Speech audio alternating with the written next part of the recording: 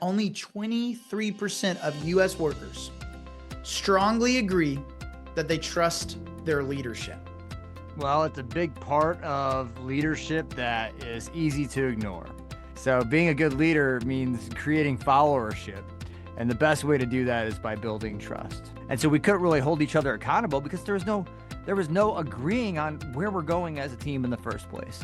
I can go a lot faster alone, but I can go a lot farther with a team.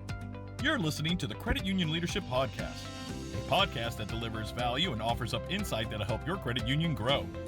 ServiceStar has been consulting with credit unions for over 20 years, growing them in the areas of cultural development, leadership development, and management training. To learn more about what ServiceStar can do for you or your credit union, check them out at servicestarconsulting.com. Welcome to the Credit Union Leadership Podcast, where we inspire current and aspiring leaders. Today, we're going to be talking about, we have a whole module on this in our Emerging Leaders program, but we're going to dive into this idea of building trust. And why this comes up was Albrecht and I were sharing some stats. Albrecht read a pretty recent one from Gallup. I was looking at one from last year, and Gallup posted last year, 2024, we've made a slight increase on leaders building trust with their teammates, but it's still extremely low. Let me read you this stat, Albrecht. You ready for this? I'm ready. All right. So in this graph, it says and we'll link this in the show notes. It's the U.S. employee engagement trend. So in this, the article's titled U.S. employee engagement inches up slightly after 11-year low, which really, if you look at the past 24 years, it's still not been that great. But last year it was reported that employee engagement is at 32%. And this has to do with them trusting their leaders. Furthermore, there was another research from Gallup that I read that said that only 23% of U.S. workers strongly agree that they trust their leadership. 23%. That's less than one. If you lead a team of 4 people, chances are only one may strongly agree that they trust that you have their best interest in mind, that you're going to look out for them, take care of them, and lead them to accomplish great things. That is not good odds. So, Albrecht, the question here then is, not the question. I think what we need to talk about with listeners first is we may have blinders on. We may all think that, well, I'm good at building trust. And then you have someone leave and they directly, 70% of people, and they leave a job, they say it's because of their direct supervisor. That's another stat.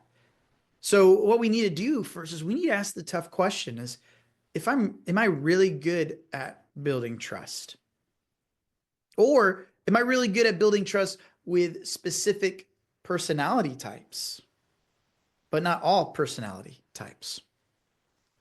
What say you, Albrecht, about building trust, the current state of it, and what you've noticed from credit union leaders? Well, it's a big part of leadership that is easy to ignore, because one of the things that you don't get held accountable is, hey, have you had any trust falls at work? Have you led any 2 truths and a lie?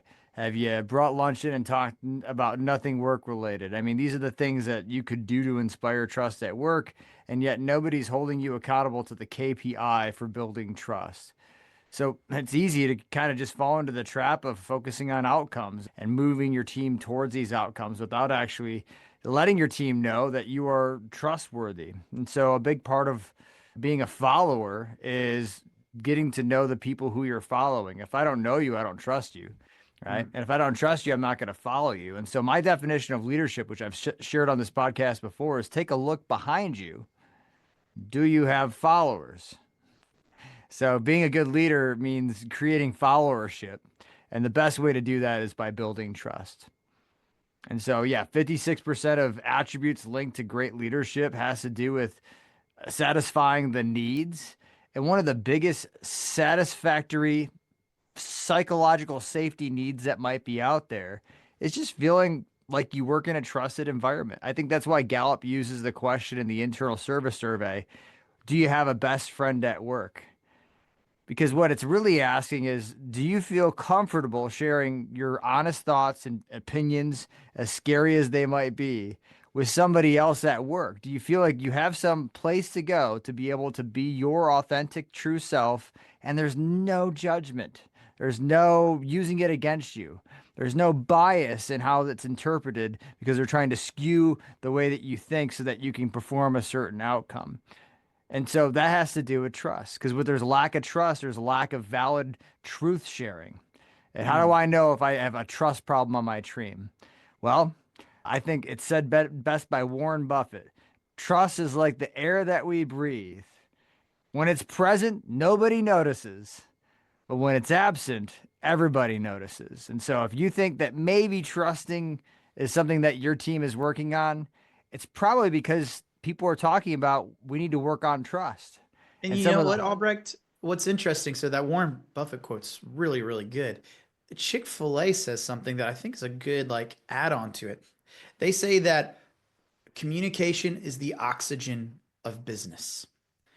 So I think there's a commonality here where you're talking about trust is the oxygen. Without trust, we're dead. And then furthermore, it's okay, well, if trust is the oxygen and we're hearing that communication is the oxygen of business, if I trust you, we should be have the ability to communicate openly, like what you just talked about with that best friend question. Yeah, so if I can't trust that you're going to do whatever it is that you're going to do with the information in a positive way, that to hold up my honor, to give the best construction on my reputation, then I'll just simply withhold information or have a meeting after the meeting. And so, how do I know if I'm a high trust organization? You're probably not talking about trust very much.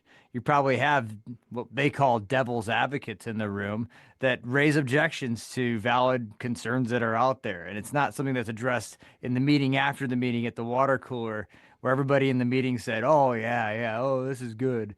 No, you had people that I call them angel advocates because they're the ones that actually use this gift of language in the way that it was supposed to be used because they trust that it's not going to be used against them. So we've shared some stats of where trust is, all right? And chances are that we are experiencing it. Now, I might call an audible here, Albrecht, but what seems to be the next thing is, all right, maybe giving a tool to our listeners to understand, am I experiencing, am I not living out trust to its fullest potential in our organization? And it gets me thinking about, we talk about this a lot in our leadership courses, the five dysfunctions of a team. This is from Patrick Linioshi. And he talks about how the idea is if you have this one dysfunction and it's unresolved, that you're not doing something about it, then these other dysfunctions build upon it till it just becomes a really bad work environment. And the first dysfunction is lack of trust. So, Albrecht, walk us through. I want the listeners to really, really listen in. And I want you to explain, all right, lack of trust. If we let that fester, all right, we say, no, no, we're good. We have trust. Where does this lead to? And what does the ultimate dysfunctional team look like? And listeners, as Albrecht's explaining this, what I want you to think is, have I seen these signs in a team I've used to work for? And do I see some of this stuff starting to sprout up now? Because this will tell you whether we feel like we're good at trust or not as individual leaders with individuals. Is my team operating with trust? So listen and really think, am I seeing signs of this? Albrecht, take it away with the five dysfunctions. So I want you to close your eyes unless you're driving. And I want you to vision yourself in Traverse City. And you're standing at Traverse City Bay, which opens up to Lake Michigan. And you are all on the dock. It's you and your team, and you're on the dock, and you have no trust. Okay. Oh, And so we need to get the team into the boat, but there's no trust. And so everyone gets into the boat, but no one actually trusts that we're actually going to go anywhere in the boat. So what we have is we have artificial ambiguity. You have people getting into the boat, but no one actually agrees that we should be getting in the boat in the first place. So when I have artificial ambiguity, or it looks artificial like harmony. everyone's Yeah. artificial harmony, which I'm calling artificial ambiguity because it creates this ambiguous kind of nature around, I don't know that it's the right direction to go. I can't voice that opinion, but I don't know that we should be in a boat right now. It's 9 degrees outside. I don't know that Lake Michigan's the right destination. And so this ambiguity leads to another kind of problem, which is lack of accountability. So if I've got this lack of conflict and lack of, sense of direction, then I have lack of accountability as to what the North Star really is. And when there's lack of accountability and lack of, ability to share with each other where we think we should go and why we think we should get there, then there's an inattention to results. And so we're all just kind of rowing the boat, and some of the people on the right are rowing too hard, and so the boat's just kind of going in circles, but no one's actually calling out that the boat's going out in circles because there's a fear of conflict, there's artificial harmony, there's a lack of accountability, and so there's inattention to results, and so we're going in circles. We're not going towards Lake Michigan, and eventually status and ego come over, and we now are all rowing for our own personal interests. We're all showing everybody else, hey, did you see how far I rode us? Did you see how powerful I pushed the oar? Hey, where's my trophy? And so status and ego is the tip of dysfunction. And the end result is your team doesn't really go very far, and everyone ends up being out for themselves. Now, let's go back to the credit union movement, and let's talk about how this plays out in a team, a real team. Yeah. I come to you and I say, hey, team, I think we should have a mobile branch.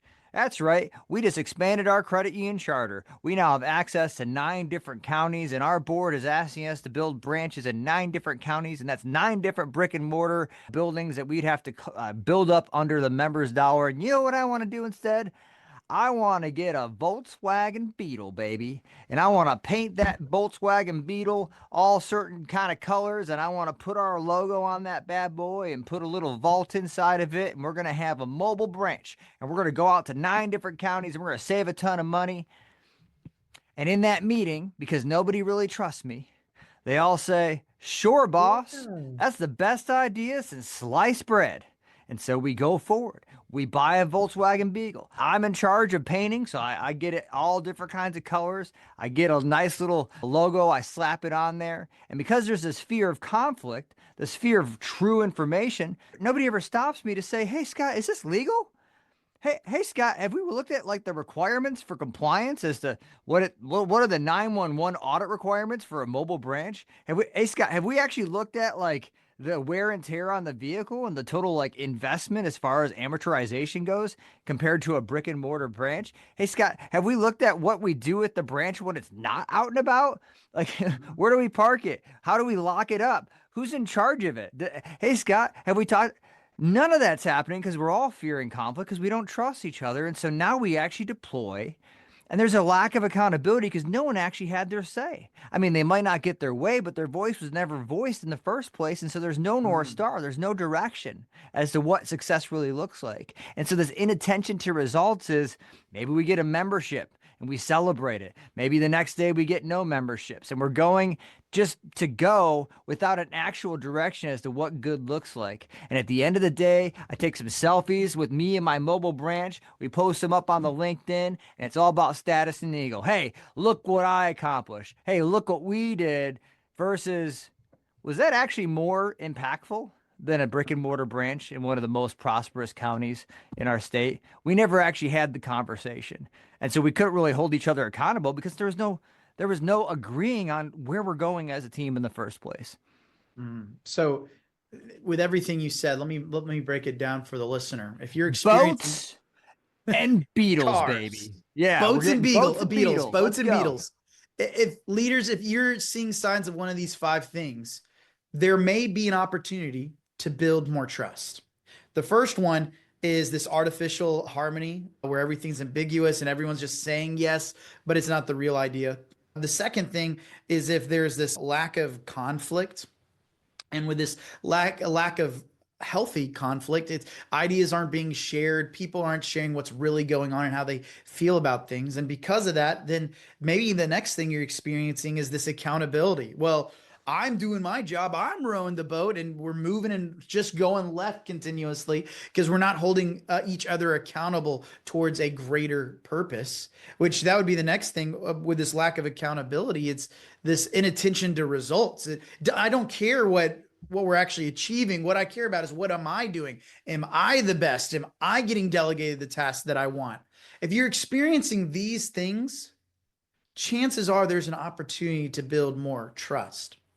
And what I would say to this is, I would venture to say that a lot of us have some sort of distrust, that we're experiencing one of these dysfunctions at some level.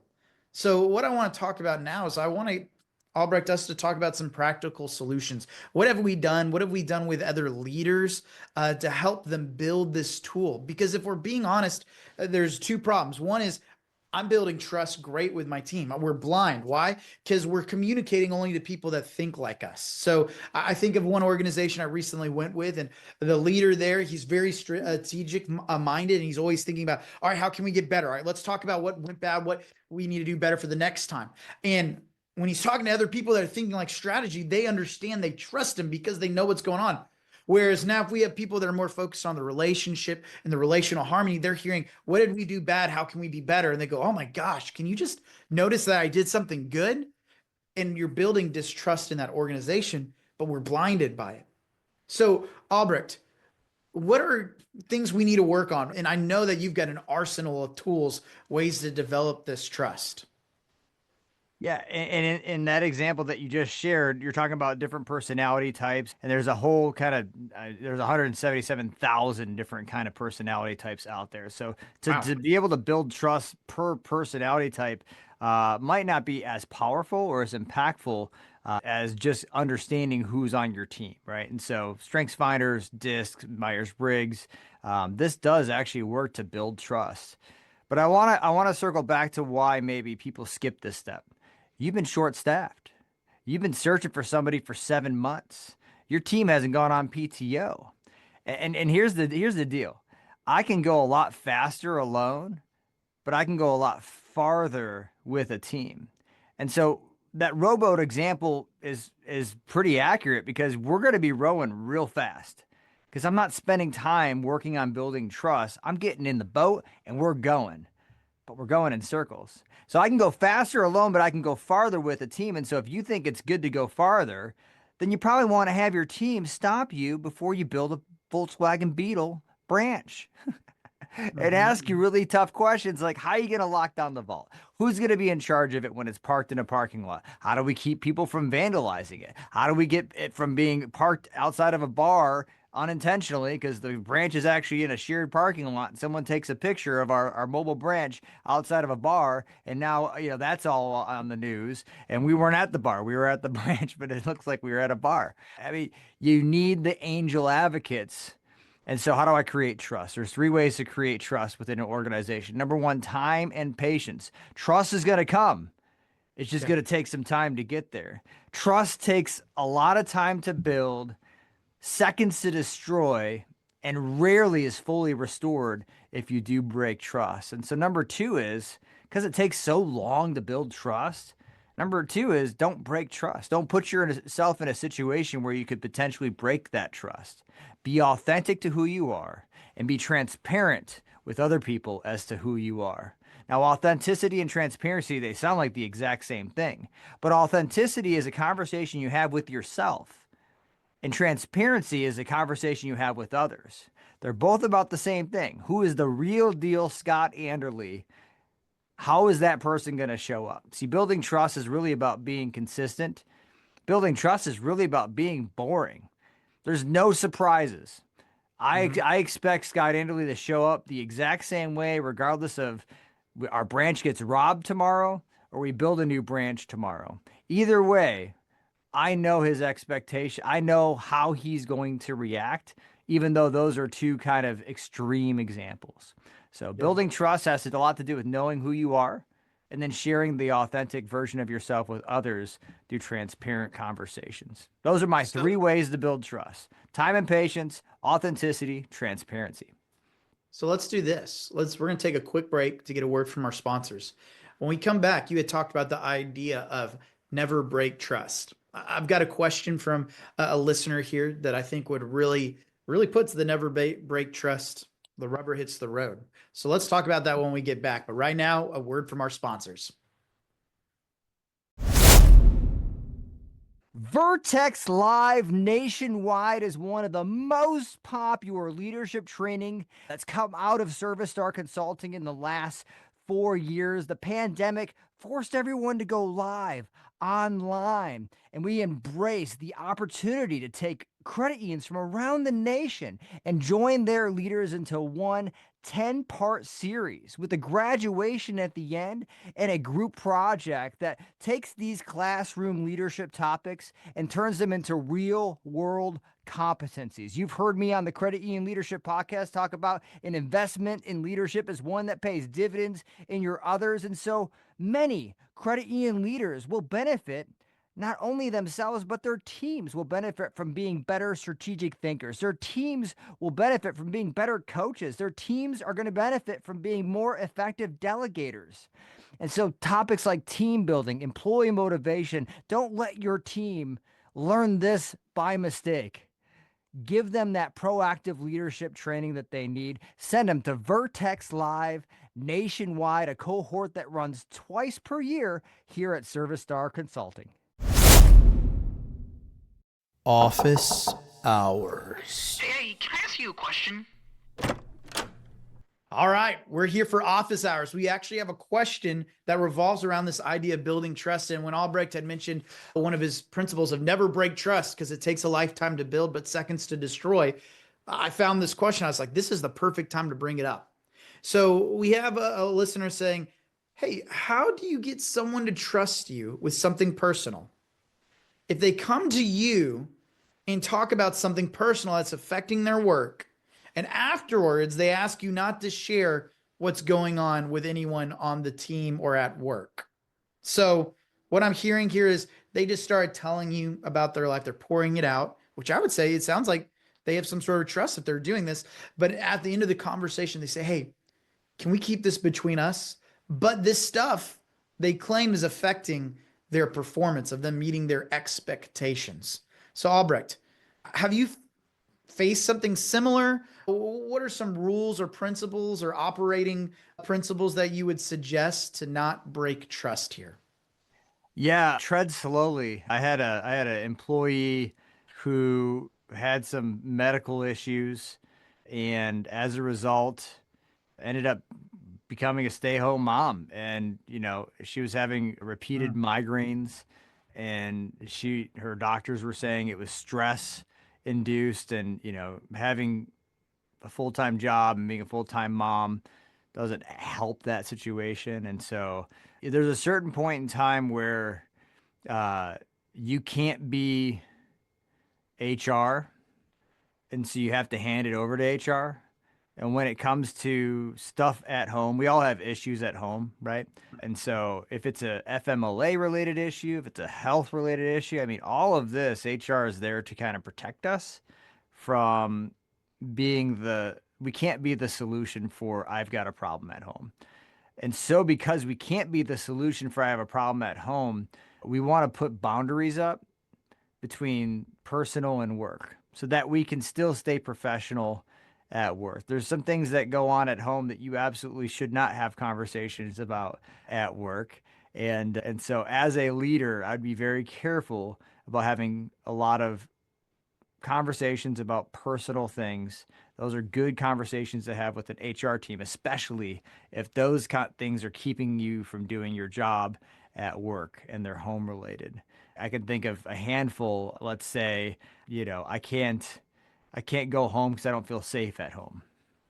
It's an HR, potentially, local authority situation. I can't balance home and work because I'm working 3 jobs, and my daughter's sick and I got to take care of my daughter. Okay, that's again FMLA. Let's take a look at what laws are there to protect our employees. I can't give myself all I have because I'm sick. I'm going through lots of doctor's appointments, a lot of emergency kind of situations, a lot of procedures, and so I'm in and out of that. Okay, That's an issue. So anytime I hear issues at home, I always put my HR hands up. I got an HR degree, and basically what I learned from getting an HR degree is there's a lot of things I probably shouldn't talk about or Mm. deal with as a leader of a credit union.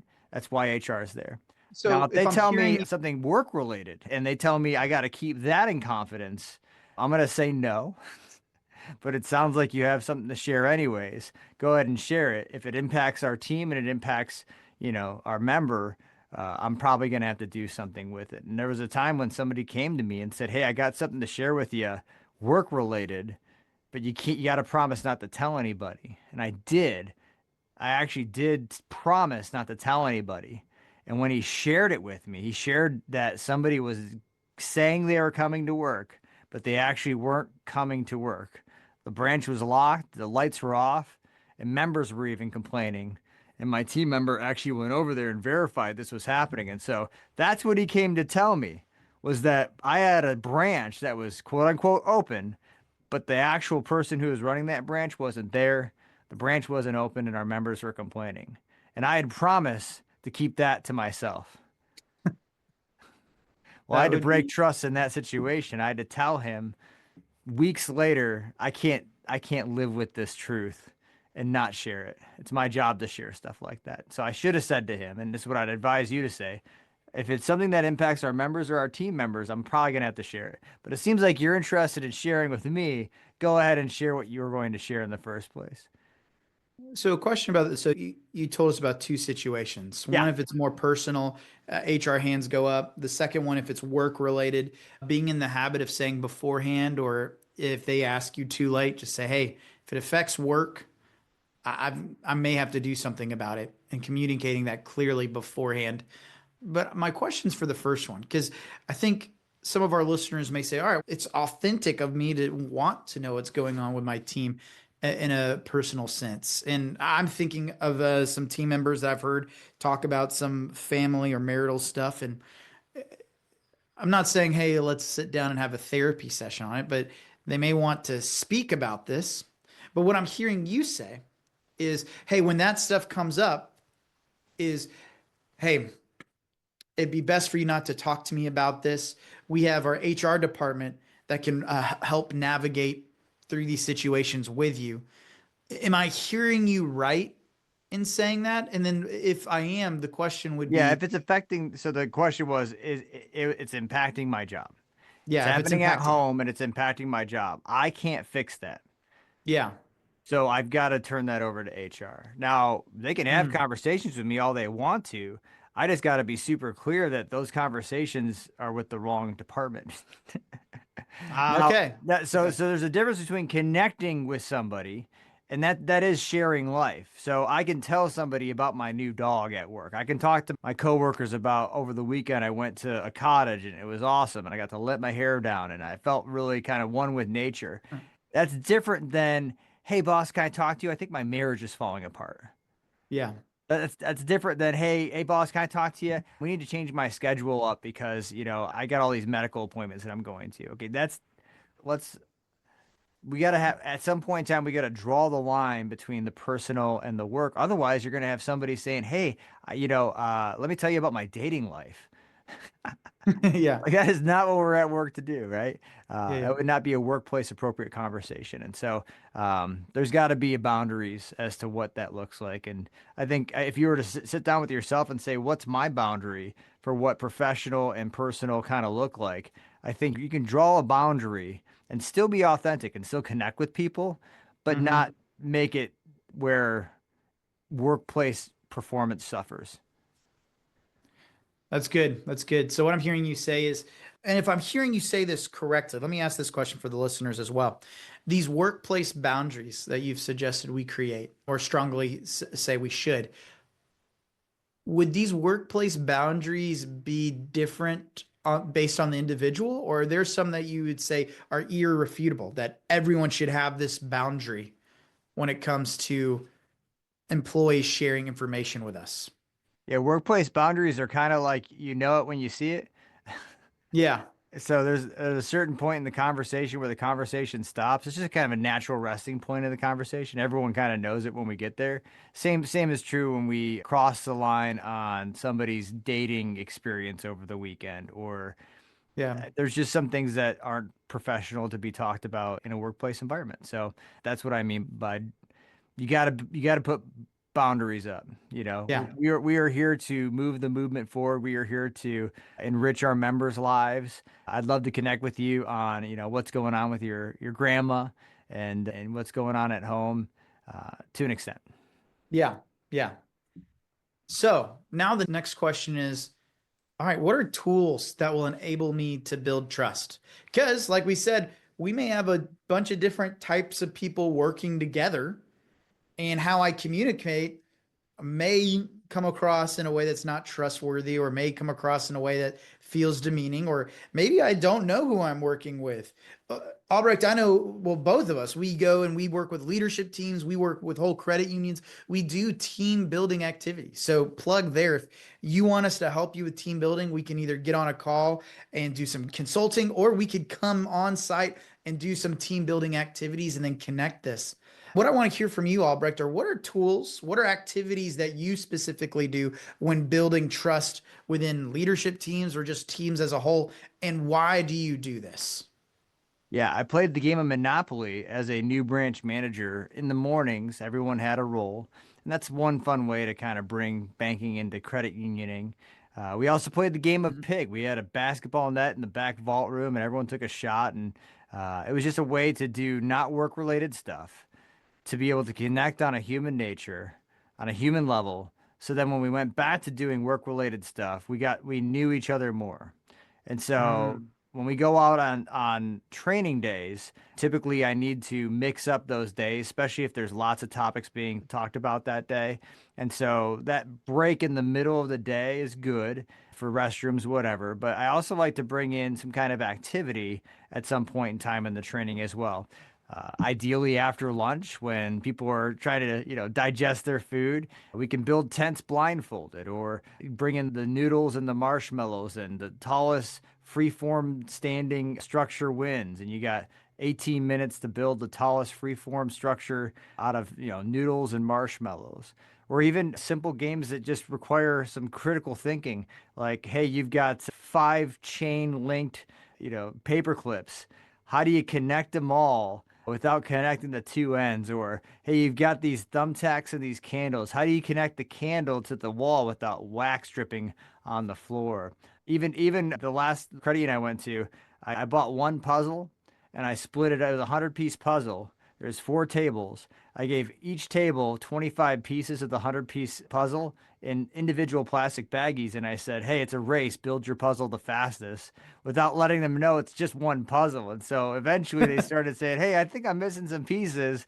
And they were right. Some of the pieces were over at table one, and some of the pieces were over at table two. And so eventually they're like, "Oh, you got me." And it's great after lunch activity because it got them up and moving around. Or capture the That's flag awesome. is something back from the good old days where you can actually hide something in the office. You can do it, OSHA approved, and you're not tagging people or running through the office, but you can walk and you can throw, some kind of a disc, or maybe not Wait, even did you tag really do anything. that? Yeah, yeah. So we hid helmets, workplace helmets. They just built a new branch, and so they had 2 construction helmets with their logo on the side of them. And we built out 2 teams. Each team hid their corresponding helmet or flag for the other team to capture and bring back. And the first one to bring their other team's helmet to me wins. And both of those teams had someone who had recently had a surgery or something like that. So they were the goalies or defenders of the helmet. And if they threw a coaster at you, it would freeze you, and your team member would have to come unfreeze you. And so again, just things that people would kind of roll their eyes and say, another team building activity. Actually, I think there's commercials out right now making fun of team building and how people would rather, do team building than do their taxes. But it works to get people out of the work mode and actually connect outside of work. And honestly, 2 truths and a lie, 20 questions, or even just asking people, hey, what's your favorite thing to do outside of work? These are the things that kind of connect us as human beings, as a great team building activity. Actually, I've got one right here. Segue. We're going to play a game later on the day in the podcast using this team building activity. What is in that? my hand? This is called the Get to Know You Thumb Ball. It's a soccer ball, and you throw it up, and whatever your thumb lands on is a question. Oh, that's awesome. That's fun. So it's a lighthearted way to get to know each other on a human level. And, I wanted to talk to that a bit as well, that these are tools for us to build. And, what I heard you say is that part of team building is getting this negative rap a little bit like, you know what, I'd rather do my taxes than this. What I would also say is this is so important. I was listening to a podcast it was Ken Coleman and the author of Unreasonable Hospitality. And they were talking about the idea in the military, how they said it feels like, shouldn't I just be able to bark orders as a leader and everyone will just respond and do it? And they said that's not necessarily the case. The trust has already been built there before the mission. They've done all these activities. They've done these practice missions. They've eaten together. The leader has said, hey, what do you think about how we should do this? And everyone's voice was heard previously. But then in the moment, when it matters, when the action needs to be done, the leader will take charge and say, this is what we're doing. And because that trust has already been developed, everyone will respond and do what he says or she to make sure that the mission gets accomplished in that moment. So what I would argue for those that think, hey, team building's not that important, it is, because in those big moments, and we're all going to face them, no matter what career you do, military, credit union, restaurant, you're going to face these moments where you've got to make decisions in the moment, and you need your team to be able to follow you and put this to action. But they're not going to do that if they don't trust you already. Or if they do, there's going to be all this dysfunction where they might be thinking, all right, but what I got to do to protect myself? Or, oh man, they're not really thinking about the members and how to help them. So I'm going to tell the members that actually don't do that. And you're building all of this mess up. So it's so important to build this trust before these big moments happen. And I love what you said, we were going to do the thumbnail ball question. Another tool I tell people is go look up the game Questions for Humans Workplace. It's created by Dr. John Deloney. And what he said, what he's noticed taking in questions as a radio show host is that every generation, we've lost the ability to communicate and have genuine human connection. So to help facilitate that, he's created this game where we ask questions where we really get to know about your pains and your fears, but also the things you're excited about and what you're dreaming about.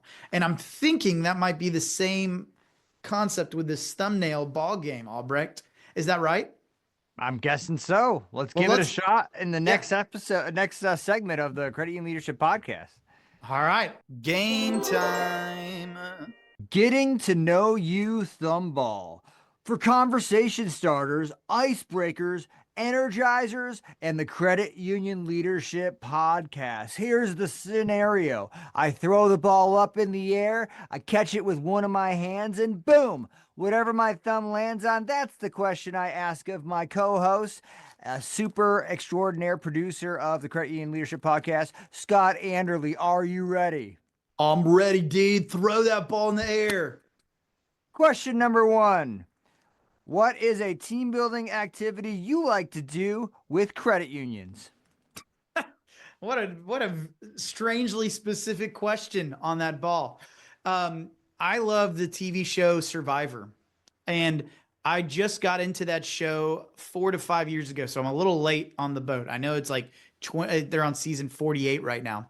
So what I love to do is when people say, hey, we're looking for team building, I want to channel my inner Jeff Probst, and I recreate Survivor games for them to do. So I did this one that had, let's just focus on these 2 activities that I thought were crazy based on Survivor. One of them I call the decode method. So they have all these symbols and they flip them over and they see these 4 symbols laid out in a specific way, and they've got to match them to the other side, but they can't do it. So you've got this person here looking at it, and they've got to tell their messenger. It's like telephone, but the messenger is not allowed to look at the puzzle. So they run to the messenger, put the blue umbrella over there. And then they run to the other side of the room where there's someone with all these symbols and they're flipping them over for the first time. And the messenger can't see the symbols. And they're saying, they said something about a blue umbrella over there. And they're like, say this. And they keep doing it. And what we're focusing here is communication and what a lot of people learn in that moment, though everyone's a little different, but the most successful, they learn short, quick messages.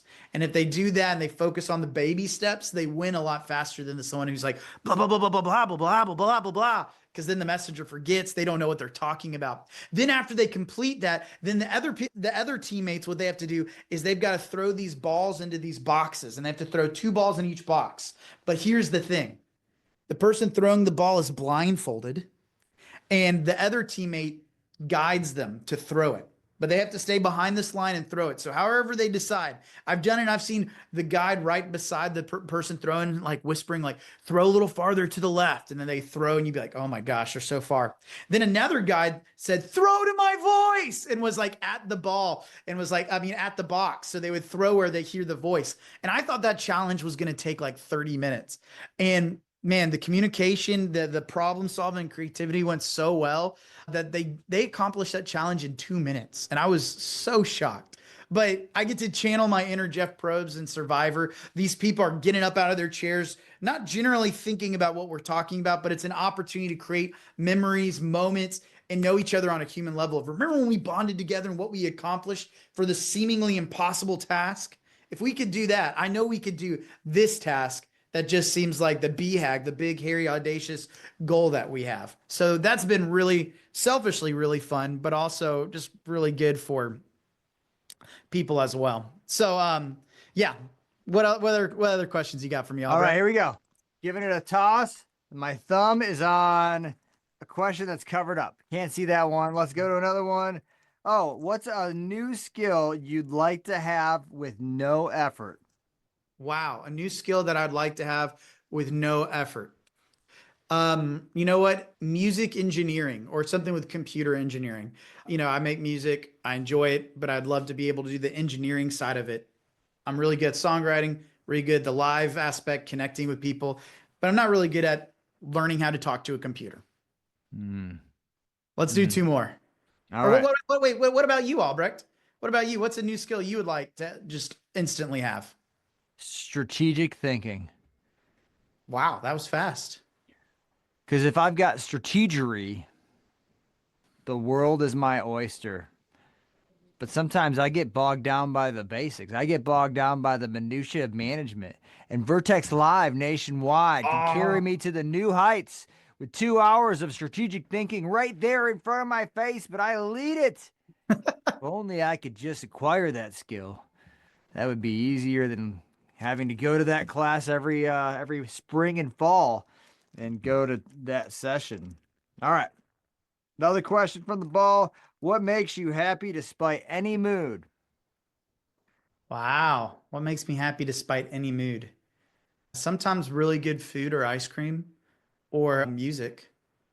The music, I heard it put this way by a Grammy Award winner, interviewed by Simon Sinek. He says, music has the power to meet you where you're at and then change your mood ever so slightly. It doesn't force you to change, but it slowly gets you there. So I would say one of those 2 things. I would, my first thought was family, but sometimes the family causes the frustration. You know what I'm saying? So what about you, Albrecht? What's the thing that lightens your mood? Sociology. Really? The study of people. Really? I like to go into a situation and make it super awkward and see how it goes. Like, for instance, I'm going to throw this ball behind me in the podcast, and I have no clue where it's going to land. But I do like watching your reaction as I do something unexpected. And that's really what sociology's all about. Shock factor. It's that Will Ferrell humor that I love.